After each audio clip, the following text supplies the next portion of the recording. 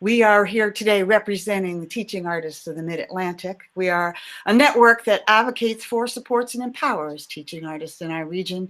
And most importantly, we are by teaching artists, for teaching artists, and we are all about teaching artists. Our mission is networking and connections. And we thought today for our session with you, thanks Alicia for inviting us in, we would try to create an opportunity for connections and networking all around a big idea, finding joy in uncertain times. Could I have this next slide, please? So we're going to go through kind of a sequence here. First of all, Jennifer and Tara and I will share works that we have created based on big ideas that we have had. So we'll go through these one by one with you and talk a little bit about what our big idea was and how the collaboration might have been involved. Then we'll share the big idea we thought we could all work on together, and give you a few minutes to respond on your own to that big idea. Then we'll come back together and shift into a collaboration.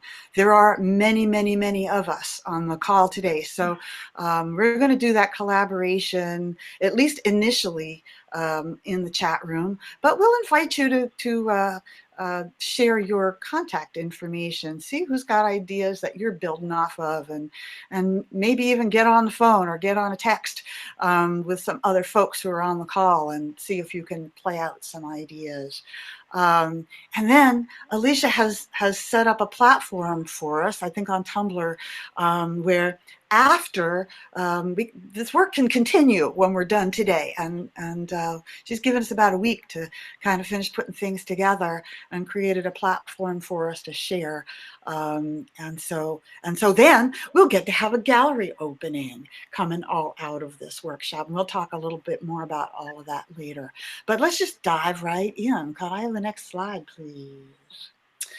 So my name is Sue Trainor, and I'm a songwriter and performer, singer, and I was teasing around with a big idea that had to do with the value of work. How does our culture, our society value work, and maybe value some work more than other work?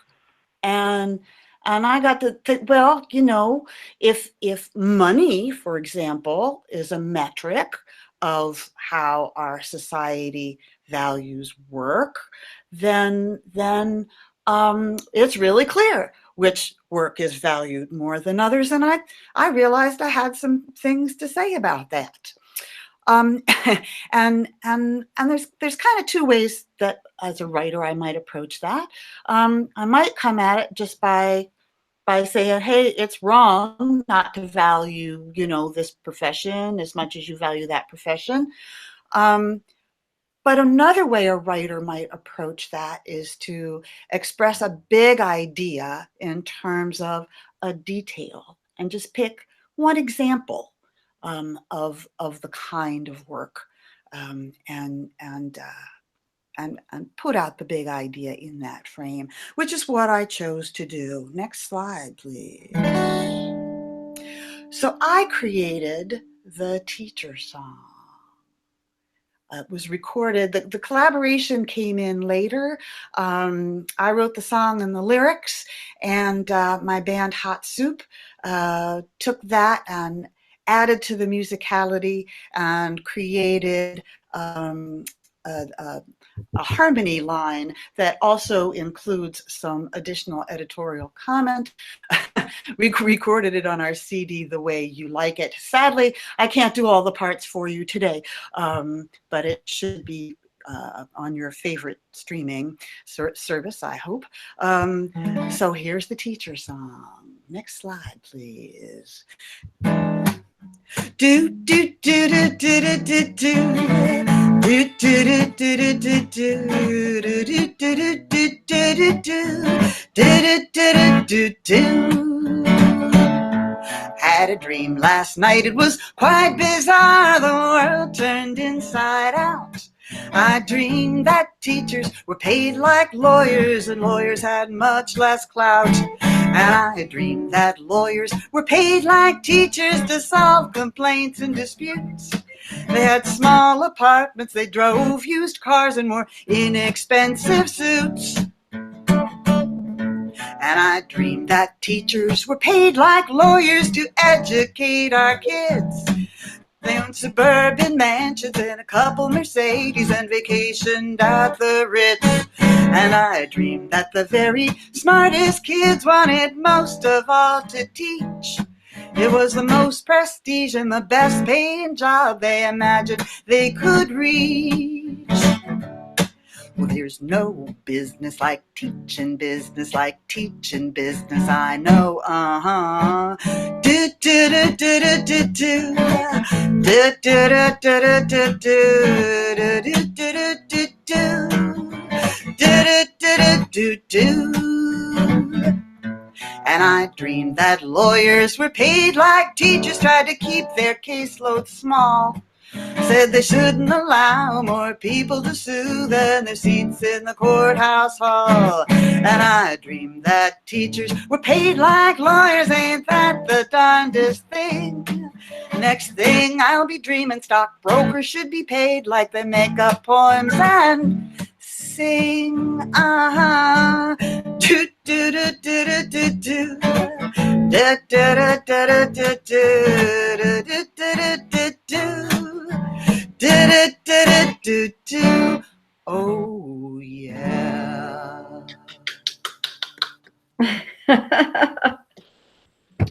The teacher song. Next slide, please.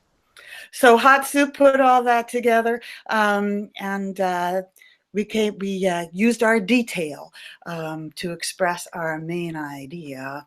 It is my pleasure now to introduce you to my colleague, Tara Holl. Thank you, Sue. I am Tara Holl. I am a visual teaching artist for many, many years with the Maryland State Arts Council and the Virginia Commission for the Arts, and it seems many other places. In any event, I am hungry. Next slide, please. My big idea was exploring the power of food. Next slide, please. What do you know about food? If life is a bowl of cherries, what am I doing with the pits? Irma Bombeck. The positives. It tastes good. It gives us energy. It sustains us so we can live. It is fun to share with others. It can release endorphins. It can be beautiful to look at. We can grow it. Food makes a nice gift, especially if someone is hungry. We can make art with it. Food can be fresh. We can be comforted by food. We are grateful when we have enough. It can be spicy. Food can come from the store. Food can come from an animal. Food can come from the sea. Food can come from the sky. We can play with our food. Negatives. It can spoil. It can taste rotten. It can deplete energy. It can shorten our lives. It can cause disagreements. It can look disgusting. We can fight over who gets to do what when cooking together. We can be criticized by how we prepare it. Food can be used as a bribe. Food can be contaminated. It can be scarce. It cannot grow in all climates. It can be spicy. Food can come from the store. Food can come from an animal. Food can come from the sea. Food can come from the sky. We may have a food fight and get a pea stuck in the eye. Art is food for the soul. And an artistic climate is a healthy climate because it breeds. I'm sorry, I cannot see my slide completely. It's blocked out. One moment. There we go. Let me read that again. Art is food for the soul, and an artistic climate is a healthy climate because it breeds empathy. Amanda Palmer. Next slide, please. Exploring the power of food is the big idea that prompted this whimsical piece as a response to the anxiety, fear, and desire for comfort food experienced during this pandemic. It was fun to create without any expectations of what the end product would be. I recognized eating more food than normal was soothing my spirit, but also the action of making food, baking bread, feeding a sourdough starter, and sharing the bread starter, and recipes with others makes me feel better. I feel more connected to different communities, even though I am isolating from them. On your left, grazing in the time of Corona represents more than just food consumption. The colors chosen were deliberate. Green represents healing, balance, and growth. Amber represents hope, illumination, and intellect. Pink represents compassion, nurturing, and love. The overall piece suggests the renewal of spring, of self-spirit. Some of the selected mixed media, like the flowers and the quotes, were to give hope to the viewer. I chose a red-headed person to represent rarity or something less common, referencing the occurrence of the pandemic. The title gives a nod to the book Love in the Time of Cholera by Gabriel Marquez Garcia, one of my favorites. After creating my food piece, I wrote a lesson plan for students that can be simplified or made more complex depending on grade level. The lesson may allow them to feel more connected to others in a non-threatening way. I am hungry speaks to humor, being a healer, and provides a playful way to express oneself to lighten the spirit. Content connection could be science and health. And that plan is available. If anyone's interested, just let me know. Thank you. Next slide. I would like to introduce Jennifer Ridgway. Take it away. Thank you, Tara. So I'm Jennifer Ridgway, and I'm a theater artist again, and I'm gonna talk to you about this project I had titled Haja, the Bird Who Was Afraid to Fly. This is a theater for the very young performance that was scheduled to open on May 1st, but obviously it's been postponed. So it's very present for me. I've been working on it for about 1.5 years. The target audience is ages 2 through 6. Next slide. The big idea became when hate hits home, but it didn't start there. Joe's Movement Emporium, our presenter in Mount Rainier, gave us this question as the season theme. The question really shook us awake, and it resonated, and it felt right. Next slide. I had collaborators for this project. My co-creator is Julia Jordan Caminada. She is a musician and a talented teaching artist and an author. Next slide. Of this musical book. She wrote this book, and it became our inspiration. The story is about a baby bird confronting self-fear and learning to listen to her own heartbeat. When I first read it, I saw it as a very young performance. So Julia and I began exploring the idea. We had a children's book targeted for elementary school students, and we needed a script targeted to ages 2 to 6. Next slide. It was important to us that we explore and write the play with our targeted audience. So we met up with our young collaborators at daycares in the Hyattsville area and at Joe's Movement Emporium. We began to look at self and fear. Julia, a music artist, began each session by having us explore drumming. I then transformed us all into birds. Here we are inside our eggshell as a baby bird. This was the moment that became a critical and transformative conversation. We thoroughly enjoyed this time inside the egg together. The egg was a parachute, so you can imagine our co-creators were in a comfortable, safe, and fun place. And then we came to the realization that we had to exit the shell. How? The methods to get out were very lively. We do it on our own. No, mama bird helps. I think the egg pushes us out. What is going to happen when our head pops out of the shell, I asked. This became a reoccurring response. You breathe. You feel your heartbeat. And then you do something like take a bath. When will this happen, I asked. They were always uncertain. Through intuition, shared knowledge, and collective imagining, we began creating this play. Next slide. We entered the refining and revising stage of our playwriting process by looking at the book, looking at the content the co-creators gave us in the workshop explorations, and then this question, when hate hits home. It became clear to us that our young collaborators had been answering these questions in our explorations. The question now gave us the story and more meaning and possibility. It all began to kind of meld and lift. Our first home and our truest home was our mind, our body, and our heart. Aja encounters self-hate. Julia, whose husband is from Sierra Leone, Africans, rhythm and beat is who you are. To say someone doesn't have a beat is dehumanizing. All of it. Find it. Jennifer, locate it.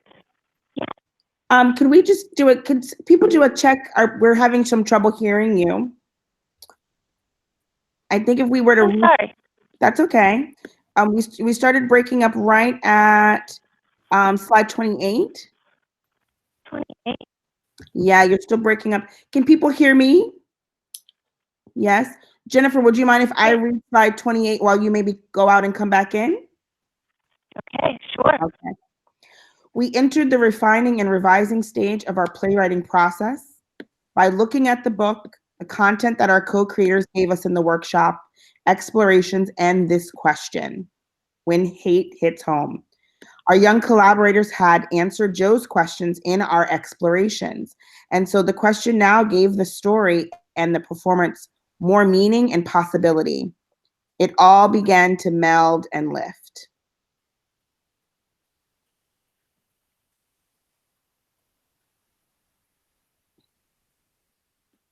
Our first home and truest home was our body, mind, our heart.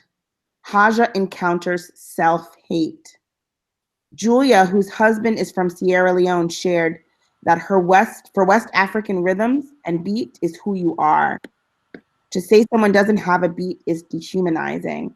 We all have it. Find it, locate it, acknowledge it. It is your home. Then share your beat. Find it in others. It bonds us together. Jennifer, would you like to take over? Thank you. You're welcome. Through bonding, home morphs and it expands. Your body, your shell, your nest, your tree, the air, the world. Our play focused on how our heartbeat becomes the protector of love in the face of hate. It is each individual's unique and powerful message that we carry with us when we venture out beyond our present and current definition of home. And ultimately, it is how we grow our circle of community and home. Next slide. So we've now shared 3 different ways that we have worked both individually and in collaboration with a big idea to create art. And now it is your turn, and Sue, Tara, and I will be joining you and responding to this big idea for the first time artistically right alongside you. Next slide. The big idea that we're going to look at is finding joy in uncertain times. Take a minute to read these bullets, which may stir your thinking about the big idea. We encourage you to jot down any notes that you may have but also you can find all of this on the content on the link that is going to be placed into the chat box now. Thanks. Thank you, Alicia. Just going to give you a little time to read over those.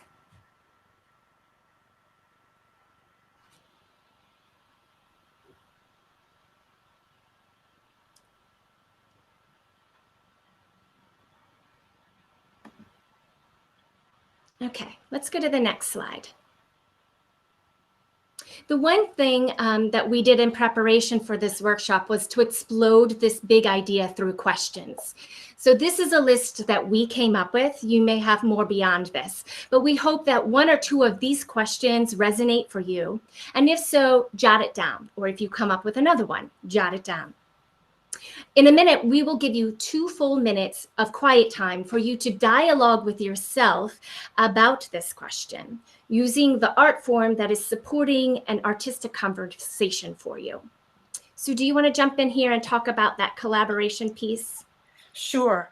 As you're thinking about as you're thinking about your responses to these prompts and questions, we wanted to just sort of put on the table some guidelines around the collaboration.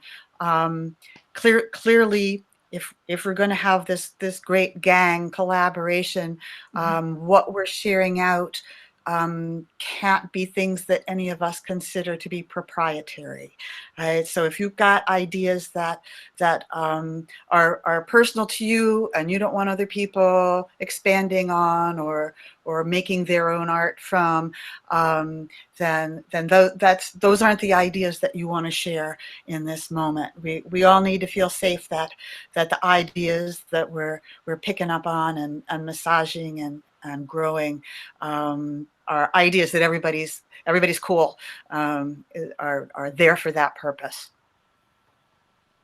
Fantastic. So take a moment. I'm going to give you 2 minutes. I got a little timer, sand timer here. I'm going to give you 2 minutes to just kind of jot down notes that are coming up for you for one of those questions here. Okay? All right.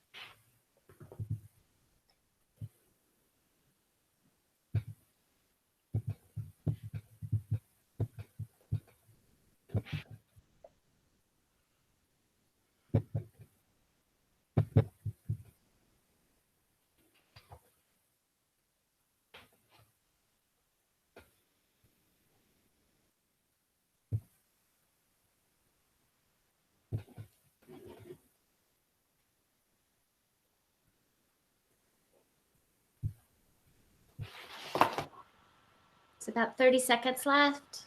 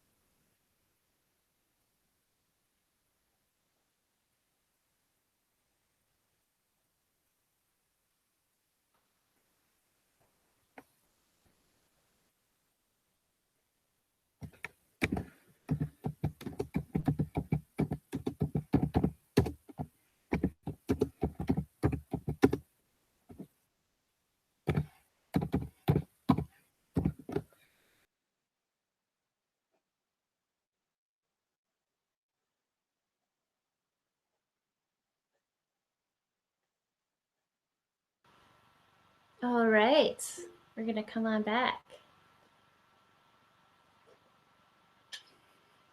Yeah, so now what we're gonna start to do is place those, what you came up with into the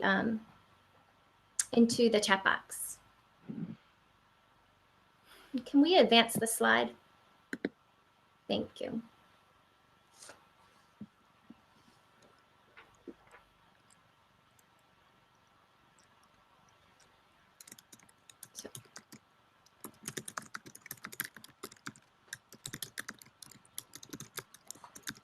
So everyone take a moment to put what you came up with, the ideas that are bubbling up for you, into the chat box. Jennifer, let me know when you'd like me to read some of them Yeah, aloud. you can start anytime that you feel. Thank you. Kathleen Sullivan shares, how does an artist get lost? I get lost in my artwork and my music. As soon as I begin the process, I love that space. Thank you, Kathleen. Gertrude Ledwell shares that joy is inside all of us. What a profound statement. Tara Hall says, how does art and time affect our identity? Is coming to me.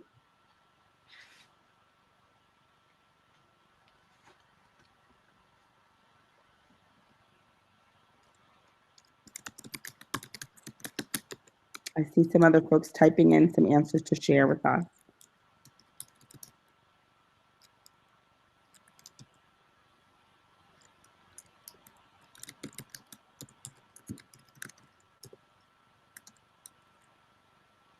Well, I think there's many more after. I think if you do, you see that Tiffany Jones? Am I not seeing? Thank you so much. You're so How welcome. do we, sorry, I think there was like a little delay here for me. How do we find joy in dance, in music, in film? From Tiffany Jones. Food Trainer says, I'm noticing lots of rhyming and near rhyming words with uncertain. A songwriter there, of course. Thanks, Sue. Tiffany Jones, what does it mean to be invisible? It means to be unseen, unheard, not cared about. Nicole Fall continues in that line. Being invisible in my life, it has been a positive as it's allowed me to observe people unnoticed, which has been quite informative for the benefits of invisibility. Marie-Louise Orsini, how do we find joy, appreciation, being in the moment, self-love, creativity, and growth? Andrea with Lordzik says, finding joy is about seeking the positive, delightful. It's about optimism. Tiffany, how does artistry respond when we lose our footing? It's comforting like a hug, a blanket, a belly laugh. Erica Mendez, how do we find joy? By expressing myself through painting and drawing. However, this also helps me express pain, which is a relief for me. Melanie Hillel, the arts allow us to explore challenges in personal ways. Lenore Hoover, how does artistry respond when we lose our footing? Stabilizing behavior, creative rituals, making routines, grasping hold to beauty, comfort, sensory, making something as metaphor for forward action, movement and reminder of continuum, flow, and permanence. Karen Anderson, the act of creation is in itself a joy. Andrea, art shapes our time and identity by capturing a sense of place and feeling. Ronnie DeJoya shares that fairness and justice, COVID may increase the educational gaps, the haves and the have-nots, the gaps we've worked so hard to eradicate. Nicole shares that art is like faith. It can center us in uncertain times when we feel we are uncertain. How do we respond with art when we lose our footing, says Donna. Robert shares that I find joy as my work of art starts to unfold in ways I was envisioning. Leslie, when you do things from your soul, you feel a river moving through you, a joy. That's the words of Rumi. I feel joy. I feel joy in others, conversations, people's stories, overcoming obstacles, smile in their eyes, peace. There is beauty in this kind of artistic joy. This is so inspiring, guys. Sue Trainor, our next moment is always uncertain. Courage, confidence, presence, optimism, positive vision. Gail shares, how does art and time shape our identity? Her answer is it is what interests us, what we see as beautiful, how our brain processes. Time is endless. Art is recycled through time. Tiara shares, I find joy always in my art form, no matter how I begin the process. Emotionally, whether I'm sad, happy, uneasy, or tired. Wow, I think a lot of people relate to that. Alice shares, to what extent does art shape an individual's understanding or concept of time and happiness? It opened me up to the aspect of my being beyond space and time as a co-creative spirit. Jennifer shares that art shifts us, and art changes like wind. Jennifer Drake shares, why is it important for people to construct art about their experience in time? She suggests that all art involves people relaying their experiences, thoughts, and imaginings through various mediums in a way of communicating with all of humanity. When we construct art about our experiences in time, we speak to others in our time and those in the future as well. We add to the well of human empathy and compassion. Sorry, that really struck me. Goodger says, it's very easy to lose track of time when undertaking the artistic process. I often quickly overrun the amount of time that I allot for art making. Sue Trainor wants to collaborate with Leslie. Get on it. Donna Johnson says, how does artistry respond when we lose our footing? Art is a representation of the many faces humans wear and emotions we endure, of the best ways to understand ourselves. And there's 3 more. Laura Newhouse shares that it is about instilling early on that ownership of what an individual gets out of their work or their own is not always what the artist intends. That is where we start to move forward. And Stacy shares with us that invisibility depends on perspective. And she wants to learn to see like the insect sees, never missing the beauty around her. And Anne Farley closes us out by asking us to recognize that life is always more uncertain than we give it credit for. Lovely. Okay, so we're going to shift to the next slide. Yes. And we, at this point, now we know what everyone's thinking is individually, and how has your thinking now shifted or expanded? We heard already from Sue that she's kind of making some connections. Who piqued your interest? What resonated? What stirred you? We ask that you now pop your name and your artistic domain and email, possibly even your phone number, into the chat box so that collaborators can begin to make connections. Okay? And continue to share your ideas in the chat box if you came up with anything. And just like Alicia said, we can continue beyond this. Yeah? Yes. I wonder if we should share a little bit about the online exhibit of slide 36, because we have 2 minutes. Okay, go ahead. Yes, we're going to turn it over to Tara. Yes? Yes.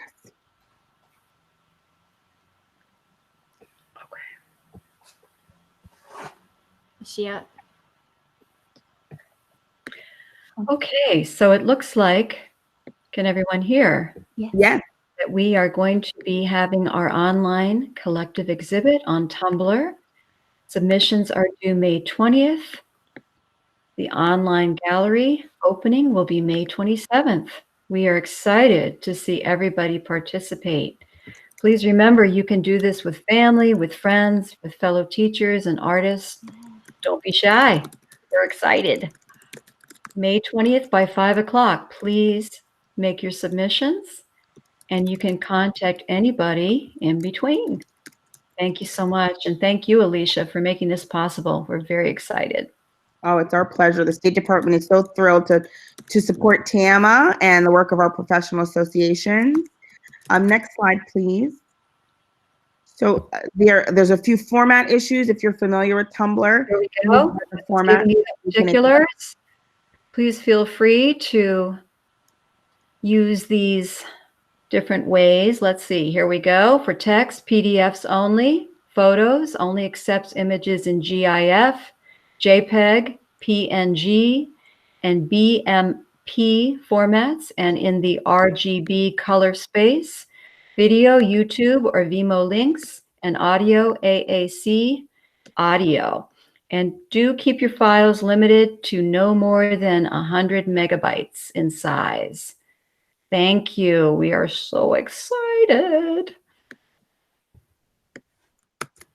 So we will share by the way, one more thing that comes to mind.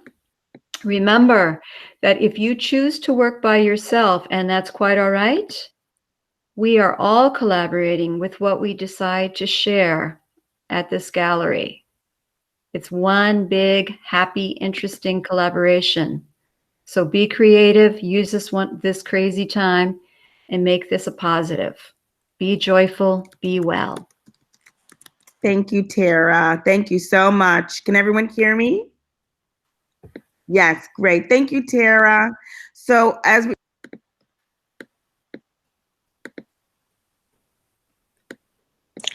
Alicia, you're muted. I can't hear you right now. We'll send you a reminder next. Thank you so much.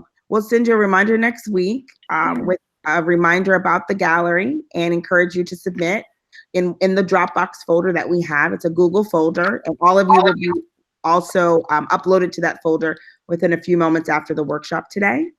Then we will have an online event to celebrate the opening of the gallery on Wednesday, May 27th at 11 a.m. And we'll also invite you all to that online event, okay? Before we sign off, we'd like to end with our tradition of unmuting and giving a round of applause to our facilitators, to Sue Trainor, Tara Holl, and Jennifer Ridgway. Let's give them a round of applause. Thank you. Thank you so much.